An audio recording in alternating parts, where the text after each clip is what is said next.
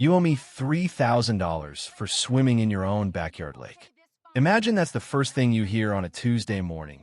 Sunlight still warming your shoulders, and Brenda Thornwick, the ultimate Botox suburban nightmare, standing there with her fake nails, her crocodile smile, her oversized Lincoln belching diesel on your gravel. You want a masterclass in entitlement? Watch her stilettos snap like gunshots as she stomps across property that's been in your family since before she could pronounce HOA. Rules are rules, honey. She purrs, flapping some official-looking document at me like she's holding the 10 Commandments, and I'm the sinner of the month. I take it smile slow, real slow. You're right, Brenda. Rules are rules, and you're about to learn some you never knew existed. She doesn't know I'm a municipal water rights attorney. 15 years in the ring with bureaucrats who think a clipboard means God-given power. Brenda just picked the wrong lake to mess with, and she has no clue the hurricane that's coming. So how'd I get here? Let me pull back the curtain. 8 months ago, I was limping out of the world's ugliest divorce, soul pretty much run through a wood chipper, when Aunt Minerva passed and left me her slice of paradise, a 15-acre lakefront home in Lakeview Estates. We're talking private dock, glass-clear water, sunrises that crack open something holy inside you. My aunt? Local legend. Fed stray cats, fought City Hall, and, plot twist, helped found a very HOA. Brenda now rules like a dollar store Mussolini. NM left me this sanctuary because she knew I'd need a place to heal. Lakeview Estates isn't your average cul-de-sac suburb. It's 127 houses built around natural perfection. Monthly fees, supposedly keeping the lake and community humming along. Most folks here are decent enough. The Kowalskis with their Sunday barbecues. Pat Murphy shuffling her old golden retriever along the shore. Marcus Webb always fixing his dock. Mornings, I swim laps in silence, so pure you could hear coffee drip in the next county. But peace never lasts, does it? Not when you've got a villain like Brenda Thornwick lurking around. Picture Karen's final boss, platinum helmet hair, designer athleisure, and a Lincoln big enough to flatten most double wides. She's been HOA president 6 years now, and the power has not only gone to her head, it's set up permanent residence. Every Tuesday and Thursday, Brenda cruises in her diesel beast hunting for violations. Mailbox color, lawn length, you name it. But Brenda's true obsession? Purity. She believes Lakeview belongs to the founding families, her code for people I like, and the rest of us are just contamination. Never mind that I inherited my place from one of the literal founders. To Brenda, I'll always be the outsider muddying her perfect world. Let me tell you a secret most folks never hear. HOA boards are packed with conflicts of interest. Brenda's a real estate agent. Keeping property values sky high means over-enforcing rules, writing up fines for community standards violations, and squeezing residents for every dime. You ever wonder why your HOA president is so eager to cite you for a faded fence post? Check whose cousin owns the landscaping company getting all the HOA's contracts. That's Brenda, always running a side hustle right under everyone's nose. The morning the war started was perfect. Cold lake, sky just blushing pink, me halfway through my swim when I smell diesel. Brenda's truck crunches into my driveway, camera phone already out. I need to document this ongoing violation, she shouts like I'm dumping toxic waste instead of doing the backstroke. I swim over, confused as hell. Violation of what, Brenda? Out comes her sacred notebook. Bylaw March 2nd, 47. Repetitive recreational water activities constitute commercial usage patterns, subject to penalty. My brain short circuits. Swimming in my own backyard is commercial activity? Daily usage over 8 months. Commercial level activity. Brenda crows. Damages $3,000. Payment due in 30 days or we'll place a lien. She clacks away, perfume mixing with diesel and pure entitlement. That night, I sat on Aunt Minerva's porch, staring at the world's most ridiculous invoice, wondering if this was real life. What Brenda didn't know, what she couldn't possibly know, was that she'd just thrown gasoline on a bonfire. 15 years, I've gutted bureaucrats and HOA tyrants for a living. Now it was personal. Within 3 days, Brenda launched a public shaming campaign. My phone lights up. Text from neighbors. Did you see the HOA email? Brenda posted photos of you swimming. My laptop pings. Unauthorized commercial activity threatens property values. There I am, featured with time-stamped photos and a spreadsheet proving I'm turning the lake into a business. Facebook explodes. Brenda posts pie charts, economic impact estimates, a full PowerPoint. The comments? A digital lynch mob. But here's where my real training kicks in. Bullies always mess up their paperwork. I spent 2 days at the county clerk's office, buried in the sweet stink of old records and bureaucracy. Jackpot. Aunt Minerva didn't just help write the original bylaws. She kept copies. The originals were nothing like the Frankenstein's monster Brenda had been enforcing.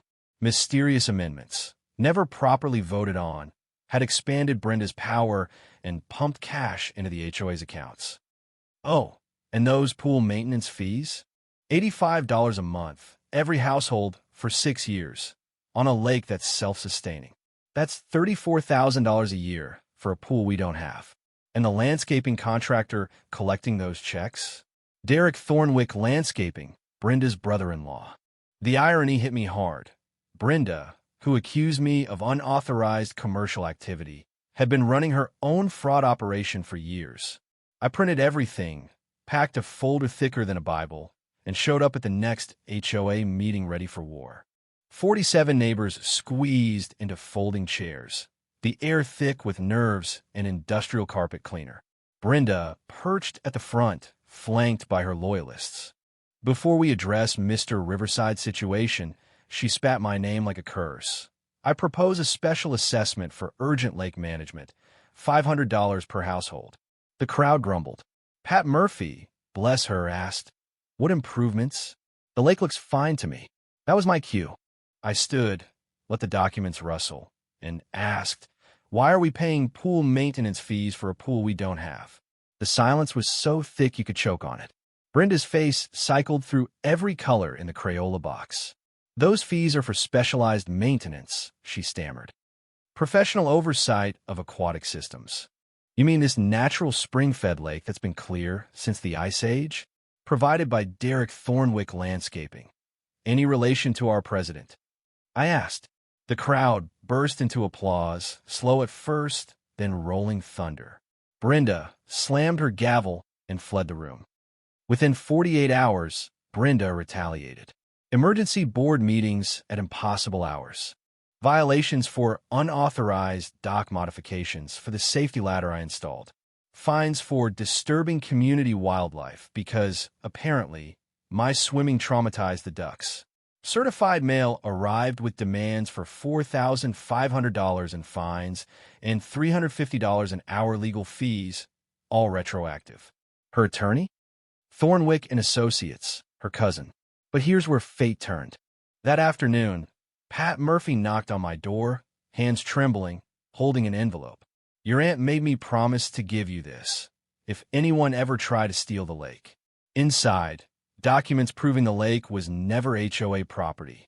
Aunt Minerva put it in a conservation trust, with me as the trustee. Brenda had been charging fees for something she didn't even own. We called an underground meeting in Marcus Webb's basement. Neighbors clutching beers, swapping horror stories, bringing their own evidence of Brenda's reign of terror. And Dr. Amanda Foster, the local vet, quietly produced a stack of violation notices, fee increases, and proof that Brenda always targeted dissenters. Brenda's own documentation, her hubris, was about to undo her. The next morning, my formal complaints hit the state regulatory board, the county attorney, and demanded a forensic audit of HOA finances. Brenda panicked, calling residents, crying about frivolous accusations, even showing up at Pat's to beg her to withdraw support. But she was cornered. Friday, the sheriff served me with a temporary restraining order. Brenda claiming harassment, demanding I be banned from HOA meetings and the lake itself. It backfired badly. I called Sarah Palmer, a bulldog of a water rights attorney, and in court, the judge laughed Brenda out of the building. Exercising legal rights does not constitute harassment. Brenda's face turned colors you don't see outside of jellyfish. And then, On live local news, cornered outside the courthouse, Brenda lost it. Ranted about terrorists destroying property values and foreign agitators. The video went viral, remixed with circus music. Suddenly, everyone in Lakeview wanted to talk. Stories poured out. Mrs. Palmer fined $400 for mailbox numbers the wrong shade of gold. The Johnsons fined for teenage parking infractions. And then Dr. Foster uncovered the final bombshell. The landscaping invoices? All forgeries, printed at Brenda's house. She wasn't just a bully. She was running an outright criminal enterprise. Brenda escalated, destroyed my mailbox, keyed my car, smashed my cameras. But I'd installed backups, and the footage showed her in the act, fixing her hair in my mirror after vandalizing my car. Officer Martinez, who'd suffered years of Brenda's bogus complaints, laughed as he took my statement. Then came the real hammer. The DA opened a criminal investigation. Wire fraud, embezzlement, conspiracy. Brenda now faced prison, not just embarrassment. The next HOA meeting was electric. News cameras, overflowing crowds, people finally speaking up. Dr. Foster called a vote of no confidence. It passed in a landslide. Brenda shrieked, claimed the vote was invalid, pounded her gavel as I walked to the front. "You're right, Brenda. This is a hunt, and we just caught our witch." The room exploded in applause. But victory was bittersweet.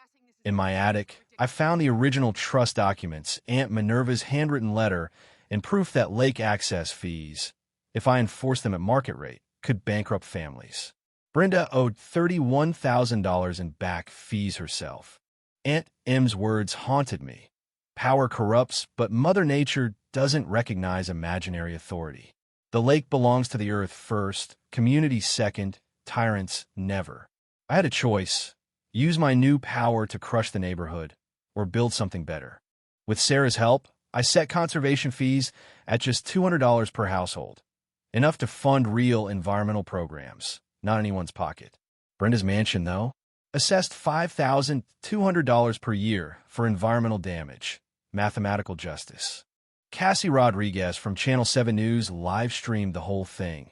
And when Officer Martinez coordinated Brenda's arrest with the DEA, the cheers could be heard across the water. 12 hours before a final meeting, Brenda made her last, wildest move, tried to drain the lake with a stolen pump, screaming, "If I can't have it, nobody can." But underground springs don't care about tantrums. The next day, she tried to flee the country with $847,000 in bearer bonds, the exact amount she'd stolen in maintenance fees. Caught at the airport, her whole empire fell apart. Her brother-in-law sang to the feds, her cousin the lawyer lost his license, and even the treasurer went down for her role. Turns out, Brenda had drawn up secret contracts to sell the lake to a casino developer, planning to dissolve the HOA and pocket millions. The FBI called. They wanted me as star witness in an organized crime case. That night, on the dock where Brenda once threatened me, the community gathered, folding chairs on the beach, old faces beaming with hope. Dr. Foster, now chairwoman, handed me the mic. I laid out the facts. $847,000 stolen, $3 million more planned, and a future that belonged to us, not bullies. I announced the $200 conservation fee and the $10,000 annual scholarship fund for local kids. Brenda's property would pay $5,000 more. Her own impact, her own legacy. The applause? It shook the lake. 6 months later, Lakeview's rebirth is real. Native plants thriving, property values up, neighbors helping neighbors, and my fiancé, Dr. Foster, planning our wedding right here in the water. Brenda serves 18 months in prison, her empire dust, and her old victims now leaders in a community that remembers how close it came to disaster. If there's a lesson, it's this: real power isn't crushing your enemies. It's building something so beautiful they want to join instead. Aunt Minerva left me a mission, not just a house. And when you know the law, when you gather evidence, and keep your humanity, even the biggest bully will fall. Have you ever gone toe-to-toe with a petty tyrant like Brenda? Ever felt powerless in the face of authority gone mad? Drop your story below, because justice, like water, always finds its level. and sometimes the lake itself chooses its protector.